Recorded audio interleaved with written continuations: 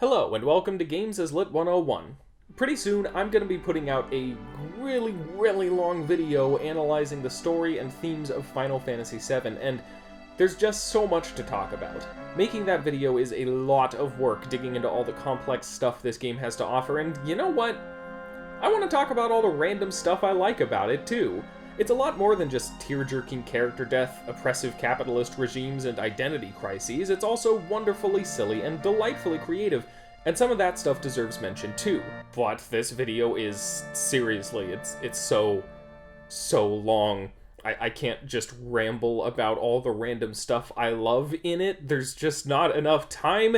It's already just so long, and none of you are gonna watch the whole... So I decided to ramble about all this stuff real quick before the video goes live.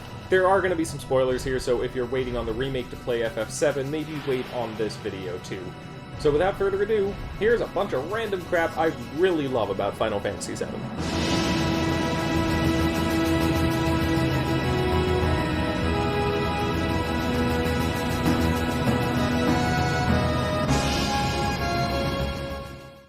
I love the way the player recruits Yuffie.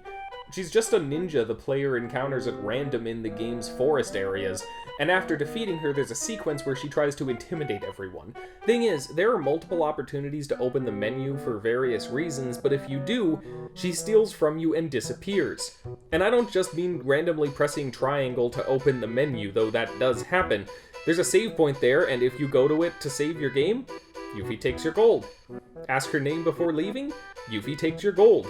It's frustrating to find her again after failing, because it's, basically just running around in the forest until a random encounter happens to bring her up, but the whole sequence is just the perfect introduction to this materia-thieving little scamp. I love the way Cloud twirls off the stage during the date at the Gold Saucer. I love the way we get some of the game's powerful materia. Like in Junon, you save the life of this little girl named Priscilla, and in return she hands you the Shiva summon. Like, who gave this little girl the power to summon a freaking goddess? I mean, thanks though, I won't look that gift horse in the mouth. I love the materia system. The ability to mix and match abilities and stats to some degree makes the battle system a lot of fun, since the player can experiment with various character builds and continually reinvent the way various characters fill their roles. The basic idea has been done better since then. I'm particularly fond of the orbment system in the Trails games, which you should all go play, but it's a great addition to Final Fantasy VII's gameplay and one of my favorite mechanics in the series. I love going back to the Midgar Zolam way after escaping it on a chocobo and just smashing the f*** out of it. I love the way the game integrates pre-rendered and in-game visuals. I'm gonna touch on this too in the analysis, but seriously, it bears repeating, it's so impressive.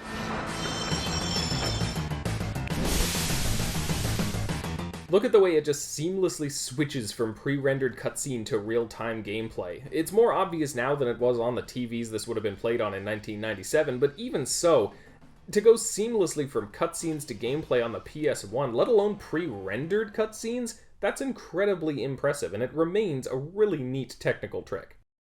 I love the bit where Cloud coaches Yuffie on how to avoid air sickness, and it turns out he learned to do squats to lessen his own travel sickness because that's what Zack used to do. I love the save crystal in the Northern Caves. It's a unique mechanic here. The last area of the game doesn't have any save points in it, but right at the beginning the game gives the player a save point that they can just set down wherever they want, and that will be the one save point they get in the whole place. It's the absolute worst kind of mechanic for me, because I'll always worry that it's too early, I'll need it later, I shouldn't set it down yet. But despite my own idiosyncrasies, it's a really cool mechanic that I haven't really seen anywhere else. I love the way the Cosmo Canyon music fades out with each rope down to the caverns.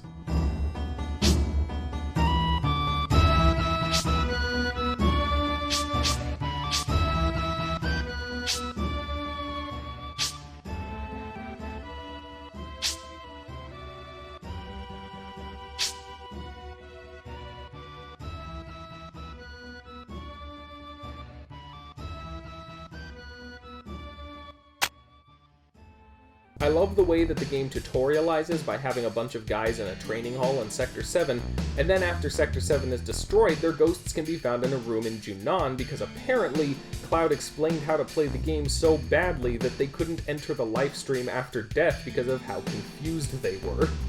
It's pretty morbid, yes, but also hilarious. I love Barrett's reaction to seeing Jenova in Shinra's headquarters.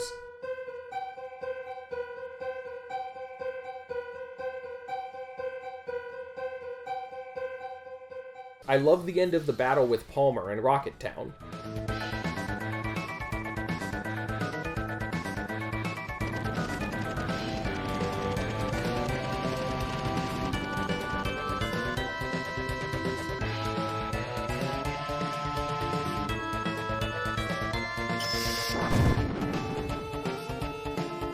I love the fact that there's a hyper behind Don Corneo's bed.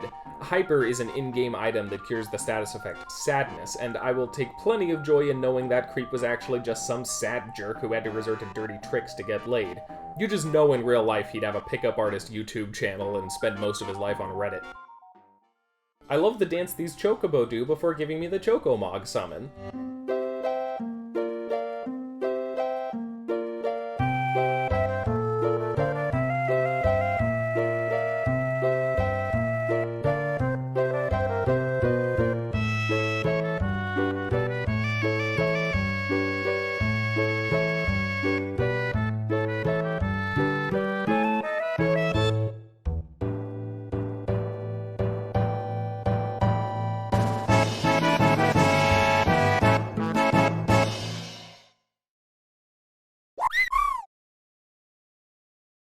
I love the entire Lifestream scene with Cloud and Tifa.